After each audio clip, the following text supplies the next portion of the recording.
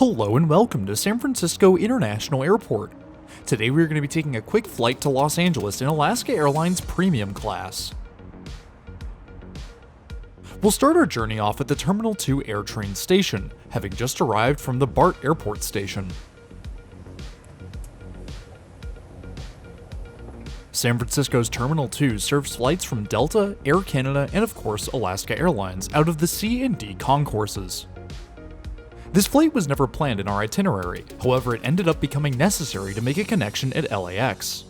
The original plan was to take Amtrak's Coast Starlight from Oakland to Los Angeles, staying in a roomette for the just over 12-hour ride down the coast. This incredible trip would have cost us just over $200, which for what we were getting was an amazing deal. However, about 3 days before our first flight left from Austin, Amtrak canceled our train seemingly out of nowhere. From what I could find, it seems like Amtrak decided to scale back service frequency on some routes due to COVID spikes, and our train was one of the services cut, and not wanting to miss our connection out of LAX, I bought our ticket for this flight.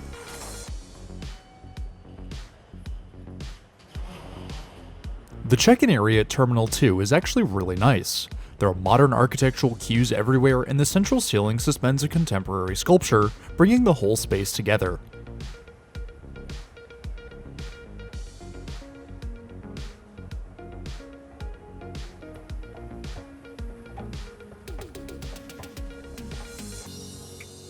The departure board on the floor below showed that our flight, Alaska 3435, was unfortunately set for a delayed departure time of 8:39 p.m., having been pushed back by 19 minutes from its original scheduled departure time of 8:20. We'll be departing out of gate D4, seen here on the right side of the concourse map, but before we get there, we'll have to get through security.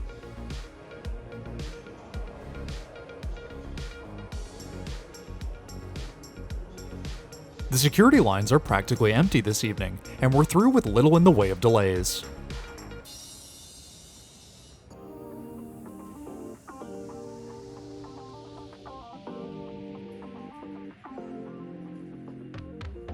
Terminal 2's D concourse houses a fairly good selection of shops and restaurants in addition to Alaska's lounge at SFO. One addition that I and probably many other people appreciate greatly is this water refill station. Staying hydrated is a key part of traveling, and this station offers water at 3 different temperatures: hot, cold, and room temperature. I've never seen a fixture quite like this one at other airports, and I hope that more are included in the future. The end of the Terminal D concourse brings the ceiling up further as the space turns into a sizable atrium.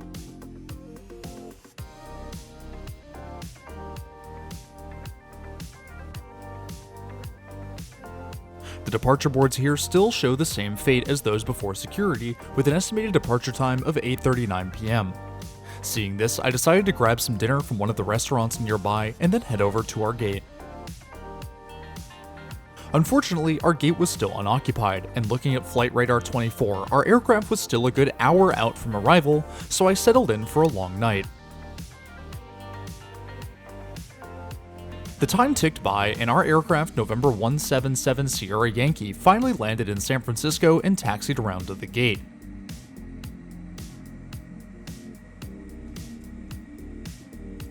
November 177 Sierra Yankee is one of Alaska's many Embraer ERJ-175 LRs, and is actually operated by subcontractor SkyWest. The ground crew does a great job getting our aircraft ready to go, and before we know it, boarding begins.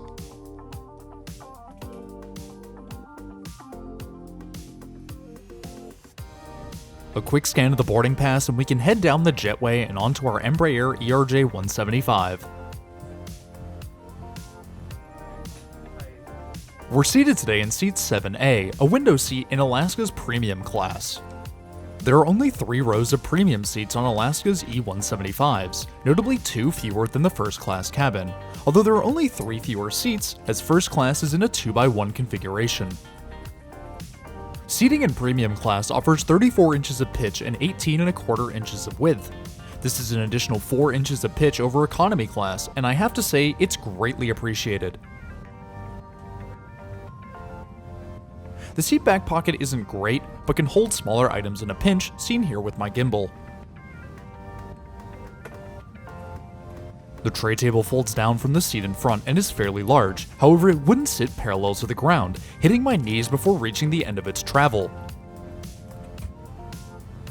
The only way I could feasibly use this is by spreading my legs into the seat next to me, which would be incredibly rude and inconvenient to the passenger next to me.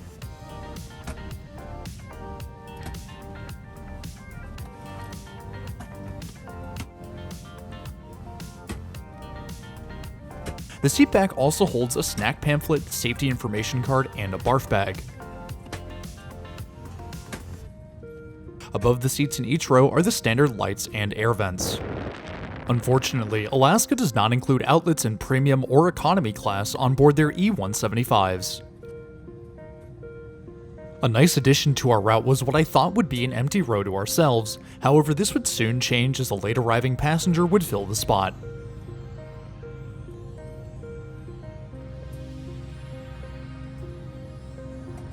The cabin crew soon closes the boarding door and we push back to begin taxiing out to runway 1 left.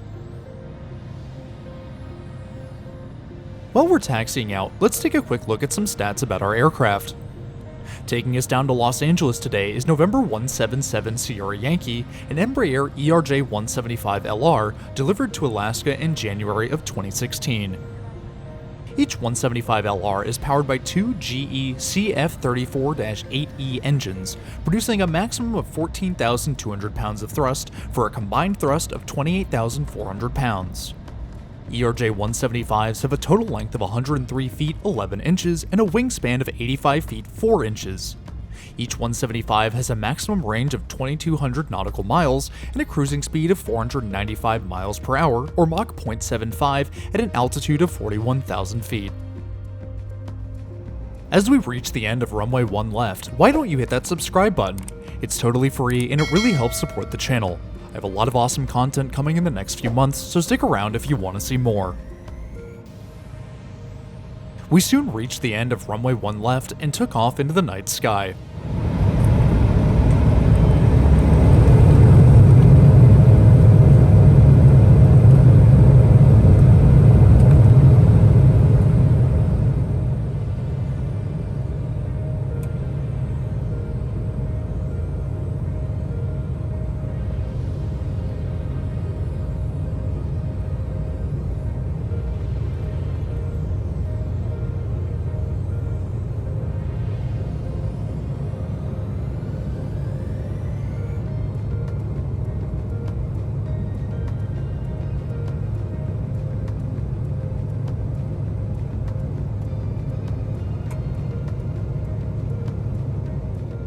Our climb found us circling over the Bay Area, with the lights of San Francisco lining the shores.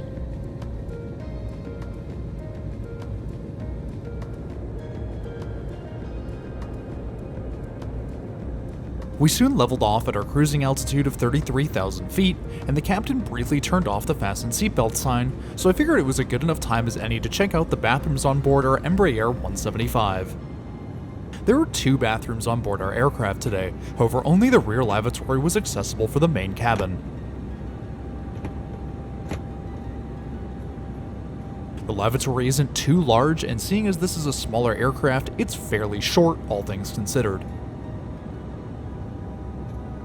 The sink works well and the soap is full with well-stocked paper products. It's pretty average as far as bathrooms go, but overall, it's not too bad.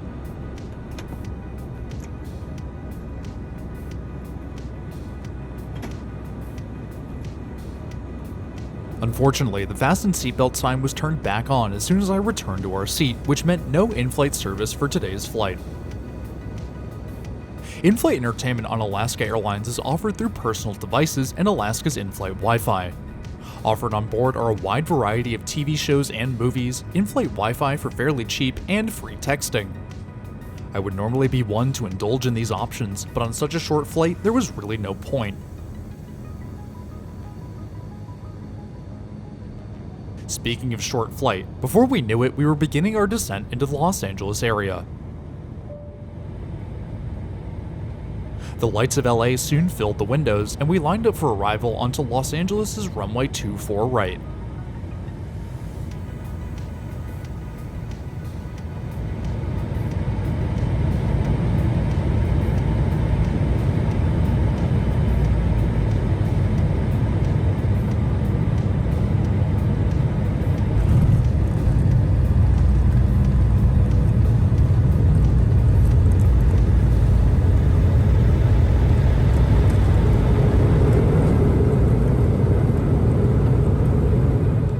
It's a bit of a long taxi to Gate 65A in Terminal 6, but we park up and can deplane into LAX.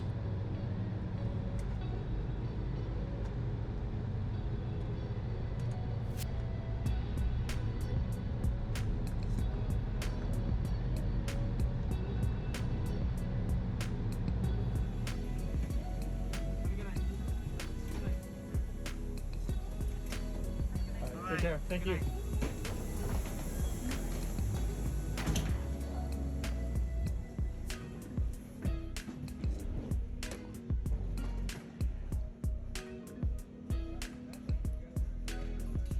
I wasn't able to get some good shots of our aircraft in San Francisco, but LAX offers some much better angles.